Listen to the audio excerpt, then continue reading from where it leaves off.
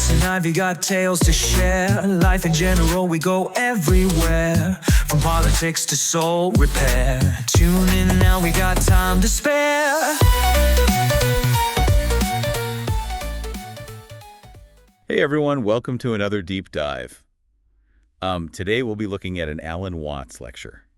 It's called Alan Watts on Being God 1.mp3. And it sounds kind of wild, but Watts connects some really unexpected things, Western psychology and psychiatry, with religion. Religion. Yeah. And not just Western religion, he brings in Eastern traditions too. So get ready for some mind-bending stuff. Yeah, I can see how that would get pretty interesting. The way Watts challenges us to see how these totally different fields overlap. I mean, it can really change how you think about things, like Right. mental health, even what we think of as normal. Exactly. And one of the things that struck me right away was this idea that Western psychology and Eastern religions, they actually have a common goal. What do you mean? Well, they both want to understand consciousness Okay. and even change it. Oh, yeah, that's right. They both see consciousness as something that's not fixed. It can shift change. And they both have methods for exploring these transformations. So like in Eastern traditions, you have meditations. Mm-hmm. And psychotherapy, you might use hypnosis. Exactly. Yeah. Both are tools for exploring different states of awareness. But here's the thing. Western religions, they seem to focus more on outward things. Outward. Yeah, like behavior doctrine's what you believe. Yeah, that's true. They don't spend as much time on these internal shifts in consciousness. It's almost like the opposite of what you'd expect, right? You'd think exploring inner experience would be super important to religion. You would think. But Watts actually criticizes Western psychology for sometimes doing something similar. Doing what? He says that it often labels unusual states of consciousness as sick. Wait, so if you have an experience that's outside of what's considered normal consciousness, Yeah. you're automatically labeled as needing treatment. Yeah, that's what Watts is pointing out. He's saying we need to think about whether our definition of normal in psychology is too narrow. Have you ever had one of those moments where your consciousness shifted and it felt really profound, even if it was kind of out there? That's a really good question. It makes you wonder about those historical figures who had mystical experiences or spiritual awakenings. Maybe they were onto something deeper. But clinically, they might have been seen as delusional. Exactly. That's the tension Watts is highlighting. He's asking us to question our assumptions about what's healthy and what's not. Okay, so what's causing this narrow view of consciousness? Where does it come from? Well, Watts says it's partly due to the influence of 19th century scientific naturalism. Scientific naturalism. Yeah. Basically a limited way of looking at reality, like seeing the world only in black and white.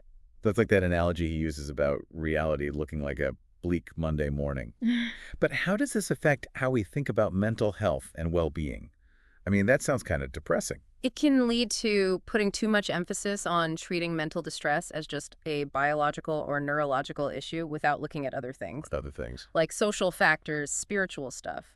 It also creates this expectation that human experience should always be rational, predictable, and perfectly controlled. So any deviation from that perfect picture is seen as a problem. Exactly. And this is where Watts starts to compare psychology with religion. With religion, how Oh. so? He sees this dogma emerging in psychology. Dogma. That's a pretty strong word. It is, but Watts is using it on purpose. He's saying that any system of thought, even a scientific one, can become rigid and resistant to new ideas. Like it needs a shake up every now and then, just like scientific paradigm shift. Yeah. And that brings us to one of Watts' most interesting and maybe controversial ideas. He says that psychiatry and psychotherapy are becoming the West's new religion. Psychiatry as religion, how? I know it sounds crazy, but he has some interesting points. Like he talks about what he calls the apostolic succession from Freud. Apostolic succession. Yeah. Like with Jesus and his disciples. Exactly. It's this idea that the teachings and methods of psychoanalysis have been passed down through generations of therapists. Like it has its own rituals and traditions now. Exactly. He even compares the therapy couch to a confessional booth, calls it the sacrament of the couch. Wow. Okay. But is he saying therapy is literally replacing religion in the West? I mean, people still go to church and temples and mosques. It's more complex than that, I think. He's saying therapy has taken on some of the roles that religion used to fill. Like what? Like giving people guidance, meaning a framework for understanding why we suffer. Okay. I can see that. But it does make you wonder about things, right? Like the power dynamics in therapy. And could therapy develop its own dogmas just like organized religion has? Definitely things to consider. And this leads us to another interesting comparison Watts makes. He calls Freudian psychoanalysis psychohydraulics. Psychohydraulics, never heard that before. It sounds like plumbing. Uh-huh. It's Watts' way of pointing out how we tend to see the unconscious mind as a machine, like a system of pipes and valves where psychic energy flows. So instead of this mysterious, powerful part of ourselves, it's just plumbing that needs fixing. You could see it that way.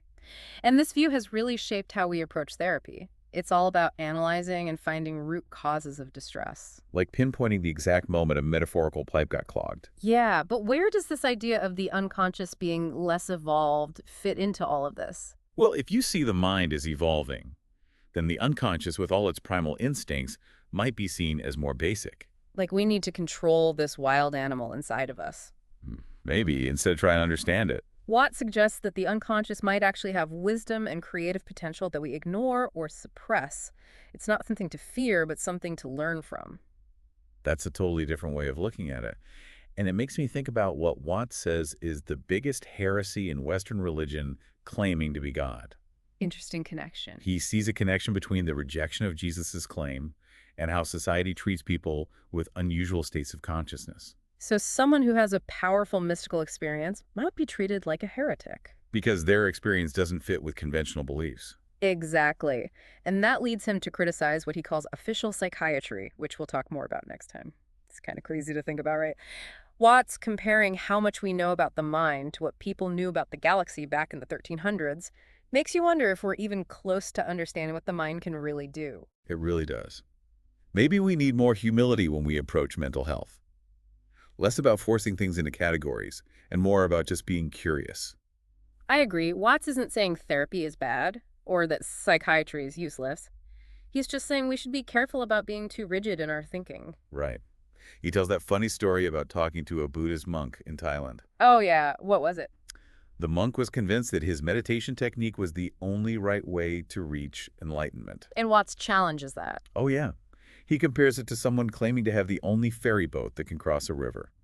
He says, let everyone have their ferry boats, and if someone chooses to ride on one that sinks, well, that's their problem. I like that analogy. It shows how silly it is to think you have the only truth, especially with something as personal as spirituality or therapy. Right. There are many paths up the mountain, as they say. Exactly. And the path that works for one person might not work for another. And that's okay. So what's the big takeaway from all this? From Watt's exploration of these connections between psychology, psychiatry, religion? I think one of the most important things is that how we see the mind depends a lot on our culture and our philosophy. You mean like we're always looking at things through a certain lens? Yeah. A set of beliefs about what's real, what's normal, what's possible. And those beliefs affect how we approach mental health and well-being. Exactly. Like, if you're wearing rose-colored glasses, everything looks rosy. If you're wearing dark glasses, everything looks bleak. That's a good analogy. If we see the mind as a machine, we'll focus on fixing the broken parts. But if we see it as something more fluid, dynamic, connected to something bigger, then our approach to healing changes. It's like the difference between fixing a car and trying to understand a rainforest. Exactly. Watts is asking us to think about whether we're too focused on controlling and fixing the mind, instead of trying to understand and accept the whole range of human experience. Even the parts that make us uncomfortable. Yes. And that brings us back to this idea of heresy. Watts connects it to psychology, right? Yes. Yeah. He says claiming to be God is the biggest heresy in Western culture. But he connects it to challenging the established order, even in psychology. So someone has a really unusual experience. Like a mystical experience or a big psychological breakthrough. They might be labeled as crazy or dangerous, just because their experience doesn't fit the norm. It's like their way of seeing things is threatening. That's what he's saying. Yeah. And it can have real consequences. People can be ostracized, medicated, institutionalized. Just for having experiences that challenge the norm. It makes you think, who gets to decide what's normal anyway? That's a great question. It shows how important it is to question assumptions, especially when it comes to power structures. Like in religion science, psychology. We need to be critical thinkers, not just accept what we're told. Watts really pushes us to examine our beliefs about the mind, about reality, about what it means to be human. He doesn't want us to settle for easy answers. It can be scary, though. Oh. Letting go of those old, comfortable beliefs, it's like jumping off a cliff and hoping you have wings. It can be scary, but it can also be liberating. When we let go of control, we open ourselves to new possibilities. It's like going from a black and white picture to a full-color 3D experience. I like that. And it reminds me of what Watts says about the limits of our conscious attention.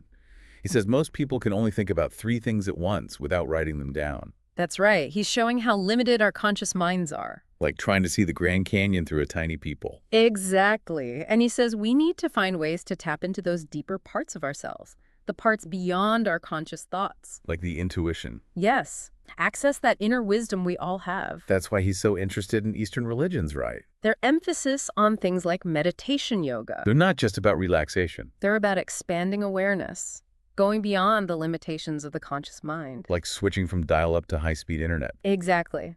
And Watts believes these experiences of expanded consciousness aren't just for mystics or gurus. They're for everyone. Everyone. He sees them as part of being human. He thinks we can all benefit from exploring this vast, mysterious world of consciousness. It's not about escaping reality, but experiencing a fuller, richer reality. Yes. He's saying we don't have to settle for that bleak, Monday morning view of reality. There's a whole universe waiting for us. And he wants us to explore it with a sense of playfulness, curiosity, a willingness to let go of our old ideas. This has been really mind-blowing. It's given us a new way of seeing things. I think one of the key things is that exploring consciousness is a journey, not a destination. There's always more to discover, more to learn, more to experience. It's not about reaching the finish line. It's about enjoying the ride. And it takes courage, honesty, a willingness to challenge ourselves. It's not always easy, but it's worth it. When we open ourselves to the full human experience, we tap into a source of wisdom, creativity, joy. It can transform our lives. That's beautifully said. So where do we go from here? What's next in our deep dive into Alan Watts? Next time, we'll look at Watts' critique of official psychiatry. That sounds intense. We'll talk about the ethical issues that come up when certain states of consciousness are labeled as pathological. I think they're just sick. And we'll explore his thoughts on the dangers of silencing dissenting voices, especially in mental health. Okay, so we've been talking about some pretty deep stuff with Alan Watts, consciousness, psychology, even religion. And now we're getting into what he calls official psychiatry. That sounds a little scary, to be honest. Yeah. What exactly did he mean by that, and why was he so concerned about it? It's not as intimidating as it sounds. Watts is really just talking about the institutions and the power structures that are part of mental health, Like what? Think about big organizations, the diagnostic manuals, the people in charge who ultimately get to decide what's considered normal behavior and what's not. So they have the power to label someone as sick based on their experiences, Yeah. even if those experiences aren't actually hurting anyone. Exactly. And Watts was worried about this tendency to view mental health purely through a biological lens, like it's all about brains and chemicals. So someone who has like a mystical experience, something that's really meaningful to them, could be diagnosed with a mental illness just because it doesn't fit into those standard categories. That's a big part of what he was concerned about. And it connects back to his point about Heresy. Watts argued that people with unconventional states of consciousness are often treated like heretics because their experiences challenge the way most people see the world. It's like they're seen as dangerous just because they experience things differently. You got it. And Watts believed that this tendency to label unconventional experiences as sick has been around for a long time. It goes way back to the persecution of religious heretics in the West. So this fear of anyone who doesn't fit in has been around for centuries. Seems that way. And Watts suggested that this fear pops up in lots of areas, not just mental health, from suppressing different political views to how we try to medicalize normal human emotions. Like, we're obsessed with putting everyone into these little boxes. And if someone doesn't fit, they're labeled as deviant or disordered. And it makes me wonder how much creativity and innovation are we losing because of this? It's a great question. If we accept that there are many different ways to experience the world, how do we handle those differences without things falling apart or getting rid of all standards? Yeah, that's a tough one. How do we create a society that's tolerant but also has some boundaries? Well, Watts would say that curiosity and open-mindedness are key. He believed in approaching people who have different perspectives with a genuine desire to understand them, not with fear or judgment. It sounds like it's all about respectful dialogue, even when we encounter beliefs or experiences that challenge our own. It's about being open to learning from each other. You got it. And that requires some humility, admitting that we don't have all the answers and that our perspective is just one of many. Reminds me of that Socrates quote, "The only true wisdom is in knowing you know nothing." We have to be open to being wrong and open to learning more. That's a perfect example of the kind of intellectual humility Watts was talking about. This whole conversation has really opened my eyes. It's made me realize how important it is to be aware of my own biases and assumptions, especially when it comes to things like mental health and exploring consciousness. It's so easy to slip into those judgmental ways of thinking without even realizing it. I feel the same way. Watts reminds us that the human mind is a vast and mysterious thing, and we're really just starting to understand its potential. And he encourages us to explore this potential with a sense of wonder, recognizing that we're dealing with something much bigger and more profound than we can fully grasp. Yes, and that the journey is just as important as the destination. It's about the process of discovery, asking questions, and being brave enough to face the unknown. That's a great way to put it. As we wrap up this deep dive into Alan Watts' ideas, what's the main message you want our listeners to take away? I think Watts would want us to remember that we're all capable of having incredible experiences. Moments of deep insight and understanding that can completely change how we see ourselves and the world. And we shouldn't be afraid to explore those possibilities, even if they challenge what we think we know. Exactly. He's inviting us to step outside of our limited perspectives and embrace the whole range of human experience, the beauty, the mystery, and all the potential that lies within each of us. All right, so have you ever, thought about the idea that maybe we're all, like God, but we just don't know it? Wow. That's kind of what we're looking at today. Okay. To help us wrap our heads around it, we've got some Alan Watts. Oh, cool. This is a guy who's really good at taking these big Eastern ideas Right. and making them understandable for, Yeah. Western minds. Yeah. So in this clip, someone asks him Yeah. about, this idea of being God all the time. Mm-hmm. And Watts uses it as a starting point to just kind of explore Uh-huh. the nature of reality. Cool. It's a Q&A session. So, Oh, wow. yeah, it's pretty wild. He's the best at that kind of exploration. Yeah, and it's interesting because he starts off by sort of, challenging Yeah. our typical view of time. Time. He says it's always now, Right. which kind of emphasizes that the present moment is all we really have, Yeah. Yeah. you know? It's powerful stuff. So it's like a reminder to stop dwelling on the past or worrying about the future and just be here now. Totally. But then it gets even trippier. Oh, really? The listener in this Q&A asks, are we consciously God as an experiencing unit? Oh. And Watts throws in this almost playful little Uh-huh. caveat. He says, consciously, not necessarily, because that would spoil the fun. Huh. Would you make of that? I think he's saying there's beauty in the mystery. Okay. Imagine knowing the ending of a movie before it starts. Right. Or playing a game where you can't lose. Yeah. Where's the excitement? Where's the challenge? Yeah. Watts seems to be saying that, by embracing the unknown, Yeah. maybe even forgetting our true nature, Right. we can experience life so much more with this sense of wonder and possibility. So it's if we were constantly aware of being God, we'd miss out on the whole point of Exactly. experiencing life as humans Yeah. with all its limitations and surprises. Right. Okay. Exactly right. And to dig into this even more, he introduces this concept of kenosis. Kenosis. Hold on. What is that? It's this term from Christian theology, Okay. specifically from St. Paul. Gotcha. And it refers to the idea of God kind of emptying himself, taking on human form, and accepting human limitations. So Watts is suggesting that maybe we're all participating in this cosmic kenosis. limiting ourselves to experience Right. the fullness of being human. Exactly. So our limitations might actually be a gift. It's wild, isn't it? It changes how we see our challenges. Maybe those limitations aren't obstacles, Okay. but they're essential parts of this divine game. This divine game. Okay, hold on. What Orgasmic play. What is this game? What are the rules? It's not really about winners or losers. All right, yeah. Think of it more like a grand play that's happening all over the universe. Okay. The rules are always changing. Gotcha. There's no ultimate goal. Yeah. Except to just experience it all. Okay. The joy, the sorrow, the love, the loss, the wins, the failures. So it's about learning and growing Exactly. through all of it. Through each experience. Embracing the whole Yeah. range of human emotion. Yes. He even compares it to hitting a surprise button. I love that analogy. It's Yeah. so good. That makes us forget who we are so we can experience things in a new way. Yeah. I mean, sometimes I feel like I hit the snooze button enough. Uh-huh. Maybe that's my version Yeah. of cosmic forgetfulness. Well, totally. It's all part of it, And, right? like, if we think about this in terms of everyday life, Mm-hmm. are we supposed to walk around thinking we're secretly running the universe? Not necessarily. Yeah. It's not about claiming to be some all-powerful God. Okay. It's about Mhm. recognizing Yeah. that we're part of something so much bigger than ourselves. Hmm. And that realization can be really freeing. But doesn't that take away our agency? What do you mean?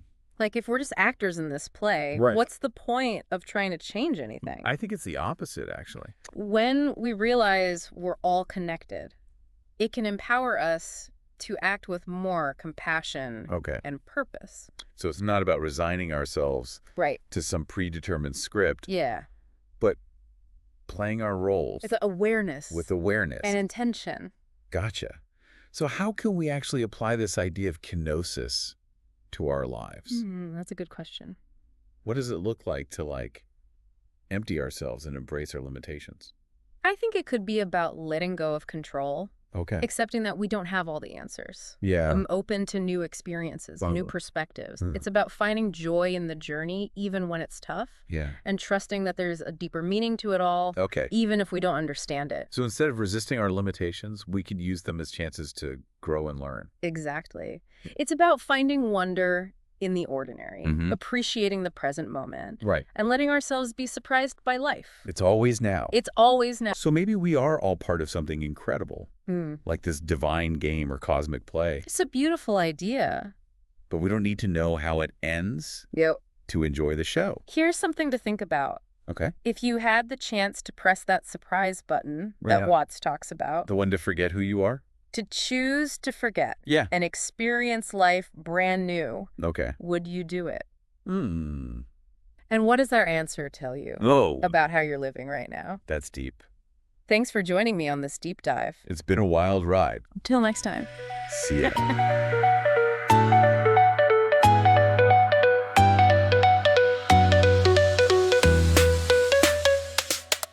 Alex and Ivy got tales to share. Life in general, we go everywhere. From politics to soul repair. Tune in now, we got time to spare.